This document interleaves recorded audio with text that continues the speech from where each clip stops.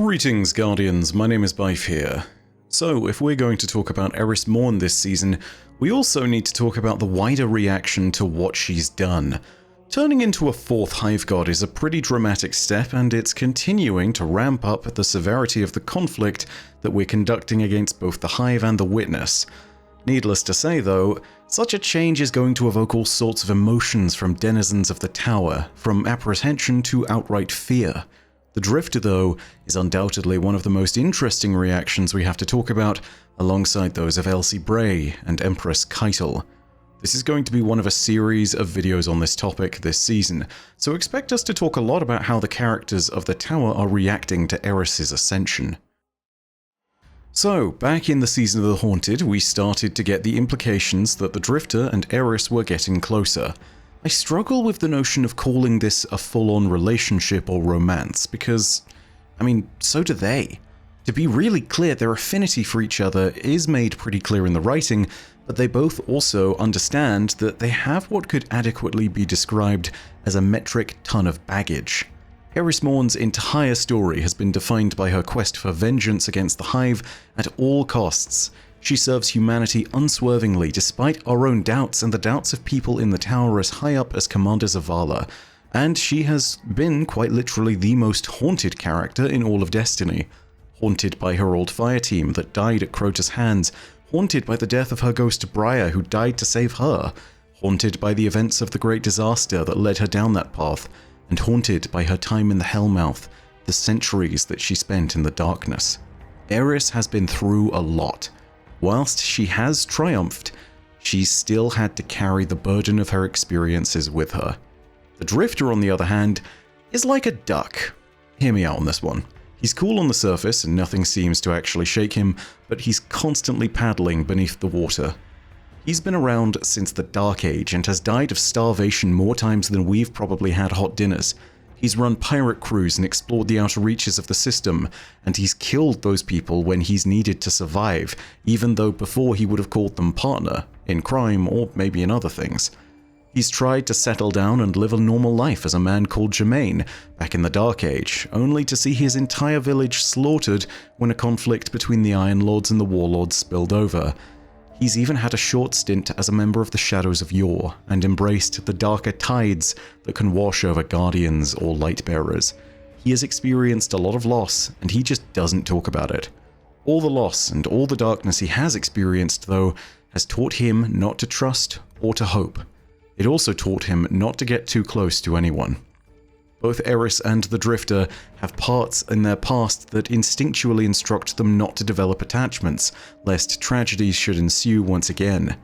Their time growing together has been slow, and has been built on mutual respect gained over time. Neither of them technically calls what they have a relationship, so I don't think I will either, but it's obvious that a fondness has developed between the two of them. We first saw this at the end of the Season of the Haunted, with Eris. As she had been assisted consistently throughout the season in understanding what was going on with the pyramids and Egregore by the Drifter, and even as they had gone and shared meals and made joint expeditions into Savathun's throne world, there were moments where she used that knowledge in order to help banish the nightmares that had gathered around Crow, Zavala, and Keitel. After banishing those nightmares, Eris turned to her own past and had a moment of contemplation at the very end of the season, just as she messaged Drifter. I received your last message. Whatever reckless plan brings you to the reef need not be shared with the Vanguard or the Guardian, but keep me informed at the very least. Those haunted here have found a measure of peace, but it takes more than resolve to overcome one's regrets. We have both felt it. How a moment of pain can weave into the whole of our lives. How it binds us to patterns of thought and action. I have stared into the eyes of my pain made manifest, pleaded with it, raged at it. What face would your nightmare wear? For so long, I believed peace was beyond my reach. No more. I have found it in guiding others down the same path that saved me. But I might allow myself to want more than peace. What? I am not certain. Is joy the word? Might I find that again? You told me to live my life. There is more truth in you than either of us would care to admit. I have something that will be of interest to you. The Lunar Pyramid remains rife with secrets. Meet with me, and we will discuss what I have found. Take care, Rat. Eris's decision here to allow herself some room in her life for hope is an important one. For the longest time, she's been stuck in a place where the only thing that mattered was her quest for vengeance. At the time of the Season of the Haunted, with two of the Osmium dynasty's rulers dead, at least for the moment, it seemed as though the end of that quest might be in sight. More importantly, perhaps, the Witness's looming threat was forcing everyone to reevaluate their priorities, even Eris and the Drifter. In the Season of the Deep, the Drifter's own thoughts on the matter would also evolve somewhat. This is revealed in the Purpose Law book, in the Tether entry. Take a listen. Eris let her eyes wander over the interior of the derelict, wondering if Drifter had hastily tidied it before her arrival. Unprecedented, he could still surprise her. They sat together as they always did when she came to speak to him face to face. Drifter sighed and shook his head, flicking his coin absently between his fingers. "Sloane's in a bad way," he said. Eris nodded. "And you believe my speaking to her will be beneficial?" she replied. Drifter shrugged. "Helped a few people already, didn't it?" Eris considered this. "It should be you," she finally answered. Drifter laughed at this, but he fell silent when her expression remained unchanged. "Me?" His confusion was genuine. Why would she trust me? "Trust is built, Drifter," Eris said, "and you have taken the first step." He was pensive. The movement of the coin over his knuckles stopped. She continued. "I have found," she said, her words measured, "that one is grounded by honesty, not only in oneself but with those around you." He heaved a slow, hard breath. "I don't know if I can," he said, his voice small. "Yes, honesty is a supplication," Eris said. "We ask to be seen, we are made vulnerable, but it is necessary to be treated with care." Her explanation was met with one of his rasping chuckles. Drifter leaned back in his seat, arms crossed. He held his coin tight between a thumb and forefinger. "You always make something so easy sound so freaky, Moondust," he said. Eris ignored this. "Tell her what you told me," she said more simply. "The Deputy Commander's trust will not come without reciprocity." Drifter fell quiet, looking down. She could hear his breath and see the strained shiver of his fingers where he clutched the coin. Eris reached out and placed a hand on his arm. He was tense to trembling, but her touch was light, quiet, comforting. He placed his hand over her own. "You know, some days I still wake up scared," Drifter said softly, "even when I can't remember my dreams." That is what it is to survive. There was a gentleness to Eris's voice. He nodded, then looked up and met her gaze. "Hey," Drifter said. "You find that joy yet?" "Soon," Eris answered. "Joy is built, but I have taken the first step." Drifter withdrew his hand. After a moment, she did too. Eris stood, and Drifter's eyes followed her. "Consider my counsel, Germaine." She knew he would. Drifter let the silence linger. "That's not my name," he said at last. "That is what you let them call you." It was a small link to his past, a link to a life he had picked for himself. He nodded slowly, holding her gaze. He would let her call him that, too. All of the apprehension in the air is why I struggle to call all this a relationship just yet, but it is most definitely an understanding. Both of them have seen their share of horrors. Both of them know how many horrors are still to come. They are accepting that where possible, they might want to embrace a little joy, but also that doing so takes trust, and that trust needs to be built first, just like the joy that would come from anything they do build on that trust. Now, with the requirement to bring back the Witch Queen and the demand of Immaru to contest the power of Xivu Arath, Eris Morn has once again seen that humanity needs her.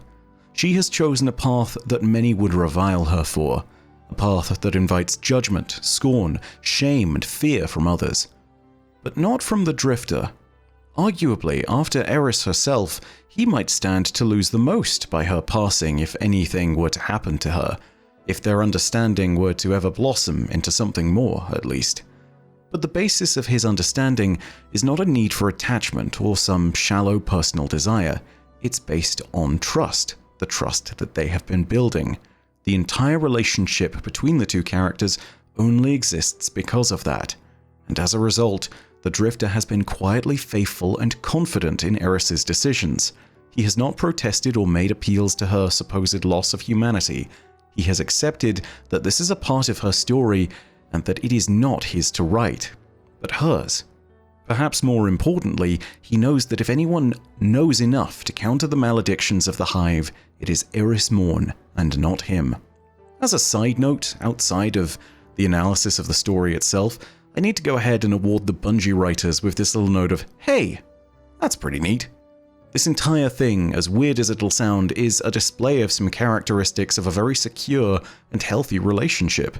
Granted, it's driven by the extremes of turning into a hive god, but this is the extremes within which these two characters walk on a regular basis. It's why they get each other. Whilst to your average Joe, this might be seen as your partner becoming a monster, Drifter recognizes that this is Eris's wheelhouse and that she knows what she's doing. To an average person, it also might be really terrifying to watch their other half run into a fire, but I imagine that it's at least a little bit less concerning if you know that your other half is a firefighter by profession and that they're equipped with the tools to fight that fire. Yes, the danger is still always there, always, but letting someone else do it would be the truly reckless thing.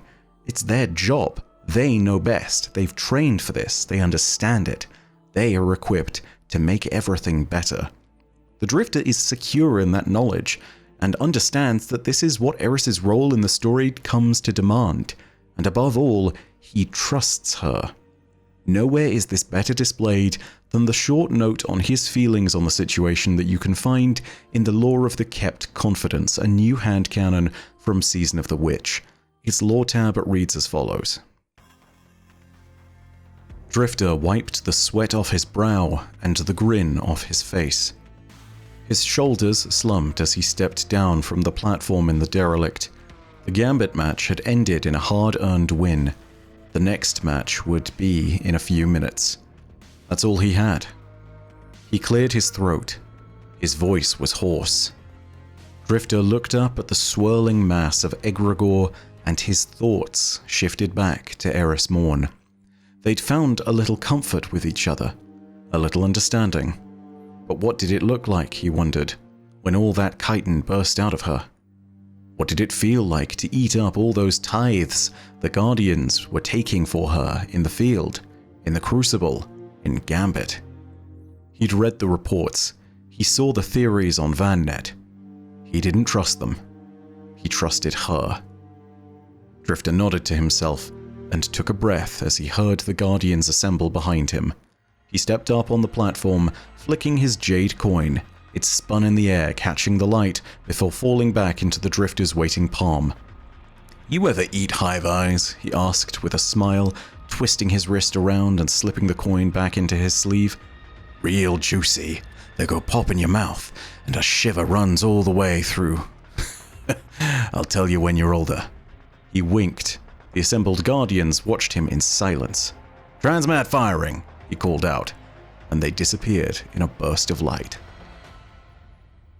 I gotta love that this is also quite literally the transmat firing meme as well. Seriously, that's fantastic.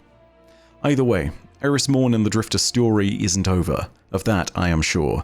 In all these times of doubt in Destiny's storyline of whether things are going to happen, both in a meta sense and in universe, it's perhaps not surprising that the quiet confidence of two characters that are intimately aware of each other's pain and have developed a bond of trust mutually is the thing that keeps, in my mind, being completely unchallengeable. Eris and the Drifter will perhaps make more room for joy in the future, when times are quieter, when the whispers have ceased, and when such time presents itself. But that's all from me for now, and I hope you enjoyed the video. If you did, go ahead and leave a like, and of course know that, as per usual, you can leave your own thoughts down below in the comments section. I know that the Drifter is unswervingly confident in Eris, but are you? What do you reckon's gonna happen? As I've said before in many videos, I trust Eris's judgment, but I don't trust the Witch Queen who might be meddling with her.